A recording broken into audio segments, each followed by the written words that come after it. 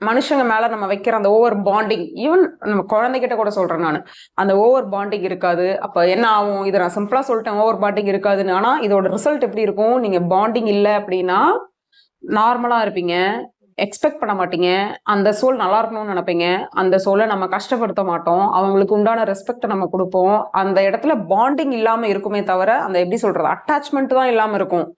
ஆனா அந்த ஒரு உறவுகள்ங்கிறது மெயின்டைன் ஆகும். ஆனா பொசசிவா இருக்க மாட்டோம், எனக்கு இது கண்டிப்பா இருக்கணும், நீ என் கூட மட்டும்தான் இருக்கணும், நீ இதை எனக்காக பண்ணியே ஆகணுங்கிறதெல்லாம் இருக்கவே இருக்காது. அது வந்து இன்னுமே சூப்பரா இருக்கும். புரியுதுங்களா? இது யாருக்கு இருக்குன்னா, ஸ்பிரிச்சுவாலிட்டியை சார்ந்து நம்பி இருக்கிறவங்களுக்கு வந்து நிறைய வீட்டுல மாமியார் மருமகள் சண்டை இருக்கு, நாத்தனார் சண்டை, அப்புறம் ஹஸ்பண்ட் ஒய்ஃப்குள்ள சண்டை, குழந்தை அம்மாக்கு பொண்ணுக்கும் ஆகிறது இல்லை, அப்பாக்கு பையனுக்கும், இப்படி என்ன இருந்தாலும் இந்த மாதிரியான ஒரு மைண்ட் செட்ல நீங்க இருந்து பழகிட்டீங்கனாலே உங்களுக்கு யார் மேலேயுமே கோவம் வராது. ஒருத்தர் தப்பே பண்ணியிருந்தா கூட, உங்களை ஏமாத்தியே இருந்தா கூட எப்படி தெரியுமா தோணும், அவன் இன்டென்ஷனலா பண்ணா கூட அவனை பண்ண வைக்குது, நமக்கு ஒரு பாடம் சொல்லி கொடுக்கறதுக்கு.